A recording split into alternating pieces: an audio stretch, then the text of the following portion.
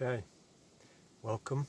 So today I want to offer some reflections about childhood trauma and dissociation. I want to talk about, what is it? And I want to refer to Bessel Van der Kolk, Body Keeps the Score, and also one of his colleagues, Judith Herman, Trauma and Recovery, just about dissociation. And I also want to talk about my own process from being very dissociated post-childhood trauma into how I've started to reintegrate with my feelings and emotion and share some insights there.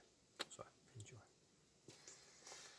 So today I wanted to just talk a little bit about childhood trauma and dissociation. I'll read a few quotes, and I've read these before. I've certainly read the Bessel Van der Kolk one. Dissociation is the essence of trauma.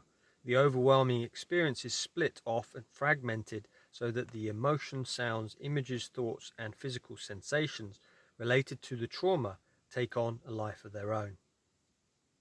The sensory fragments of memory intrude into the present, where they are literally relived.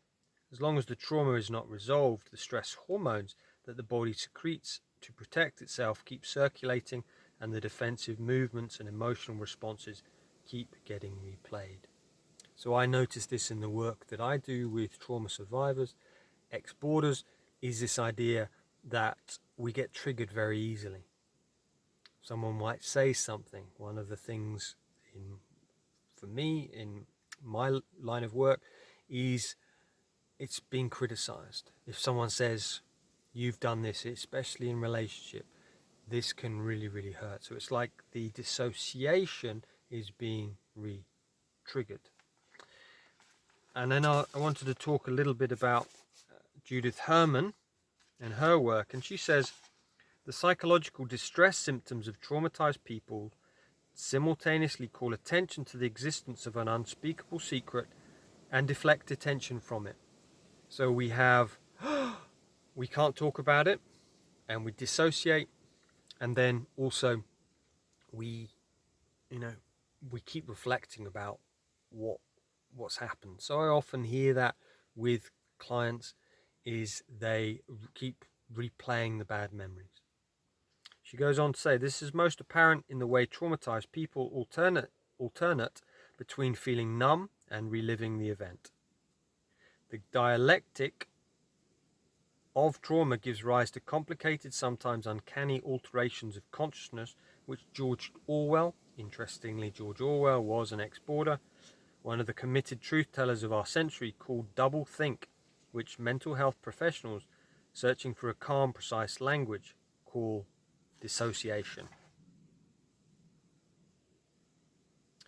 Okay, so just introduce those ideas. So often what we do when we dissociate, again, this is specific to my clients, but to others that I've worked with who have had childhood trauma, is this idea that we keep busy. That's one of our ways that we dissociate. Is right, I've always got to be doing something. As an ex-boarder, this is something that we have learned to timetable. We're always on the go. We've always got something to do from 7 o'clock in the morning through till 9:30 at night. The first few years, certainly, we're always on the go. We find it hard to stop. That's the first thing. The other thing is with addictions. That's another way that we dissociate, is rather than fully feel what we feel, I need to get into my addictions. So I might look at the internet, I might look at porn, I might drink, might take drugs, might sex. It's like I'm always on the go. The other thing is physically shutting down. It might be someone attacks us or is criticizing us, and we just can, we know how to put that wall up or just dissociate. We've learned that. And the final way, that a pattern of inner critic, I mentioned this in a video a couple of weeks ago, was the inner critic. That the inner critic comes online. That helps us to dissociate. Rather than a kind, loving, You know, if you've been securely attached, coming from John Bowlby's The Attachment Theory, instead of being securely attached and going, oh, they're saying this, and the inner critic, the inner voice is going, that's all right, no worries. The inner critic in trauma survivors, I've often noticed, will be like, you idiot, mine was, you're a piece of shit. Come on, you know.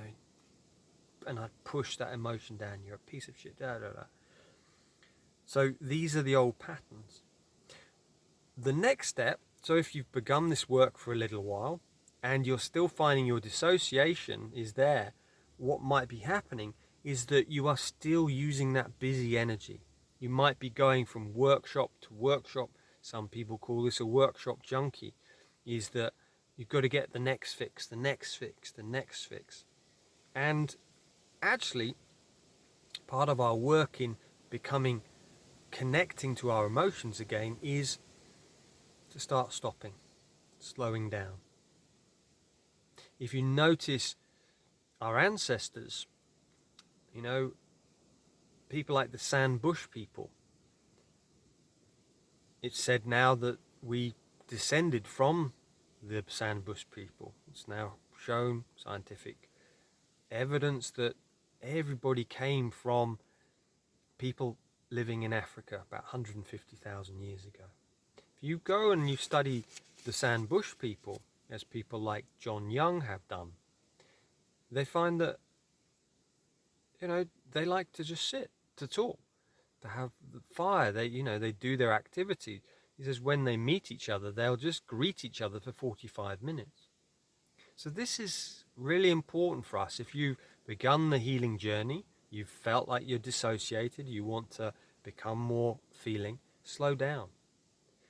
One thing which will come up, and I see this often with clients, is boredom. Oh, no, I'm bored, I need to be doing stuff.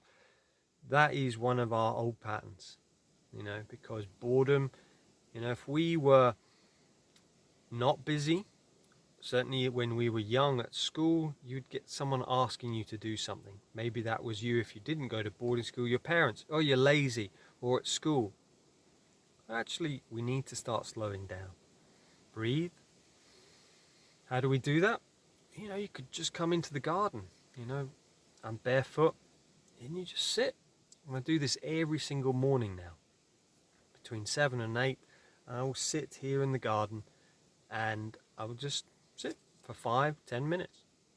Watch the birds. You know, one day I had a weasel, little kind of cousin of the ferret, just ran past me. It was beautiful, and because I wasn't moving, he was just engaged, wandering around the garden.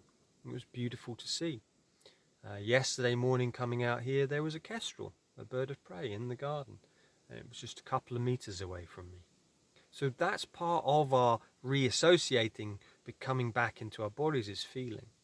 Another thing I love with the work of Bessel Van der Kolk is he says, when they had 9/11, they set up all these psychotherapeutic free services for people to deal with the trauma. And he says they were surprised no one came to the therapy sessions. So he did a survey to find out, well, what did you do? He says they did yoga, massage, and acupuncture. So these physical, that was their way of processing the trauma of 9/11. So that'd be the next way, is doing some form of physical touch, whether that is having massage regularly, just helping you to get back into your body and fully feeling. Notice when you go off into your head, come back. And the third thing is, it's in that importance of the drip, feeding the pot. You've just got to keep filling the pot. So I do my practice every day. Feel. Connect. Sometimes it's to tears. Just to really connect, reassociate. What do I feel in this given moment? It might be yoga. You know, another thing. Just very slowly, just feeling. Might be yin yoga, or I think it's called Scaravelli yoga. Very slow forms of yoga.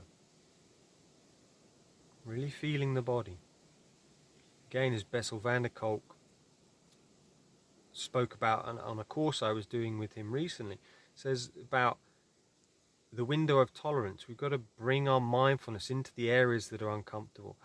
I feel bored, I want to move. Sit with it. Not all the time, but 5 minutes here, 10 minutes here. To slow down, to feel. What do I feel? If we can come back to the 5 senses of feeling, hearing, smelling, tasting, touching,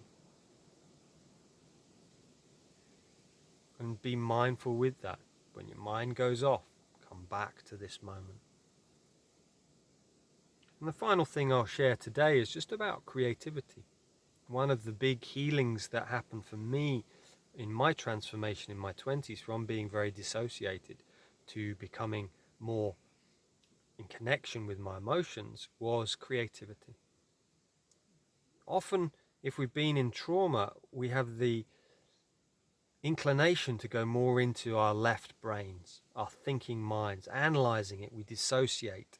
As some trauma specialists have said, when we can't escape, we disappear up into our heads. It's the only place we can go. We dissociate from our bodies. So if we can access the other part of the brain, the more intuitive, the right side of the brain, the more creative side, then, what do I feel?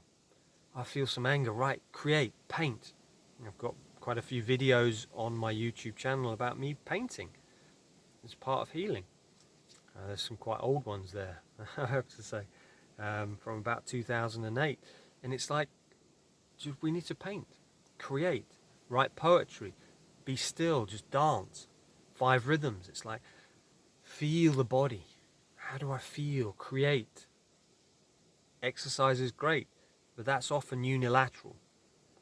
Sometimes it's good just to be free and let the body flow. And then the emotions can come back. And yes, it might be there's floods of tears. We dance it. As I say in most of my videos, we use EFT, we tap. This is welcome. This is just the tapping. Science has shown stills the amygdala, that limbic system, the hippocampus. It just starts to slow and send a peaceful signal into that part of the brain. So some reflections about childhood trauma and dissociation. As a response, we're likely to have dissociated, but then we can, in the way of healing, is come back into our bodies. The trick is slow down, slow down, slow down. Blessings. Thank you. Any comments, please leave a message below. Got a podcast on Friday with the amazing Alan Clements, talking about trauma, his experiences being a Buddhist monk and living in Burma. He wrote the book with Aung San Suu Kyi, who was the Prime Minister of Burma, and talking about trauma, how we can fully move through sufferings. Beautiful. I've got 3 or 4 podcasts lined up for the next few weeks, so I've got some great guests. Any questions, please do put them below. And final bit is I am doing a workshop in August. I will post more details next week. But essentially, it's about boarding school, what is boarding school syndrome, and the path to recovery. So if you've been to boarding school, or you're a therapist and you work with ex-boarders, this could be a really amazing opportunity to learn some of the teachings, the learnings that I've had over the years regarding boarding school and how we recover. Okay, bless you. Have a great week. Bye-bye.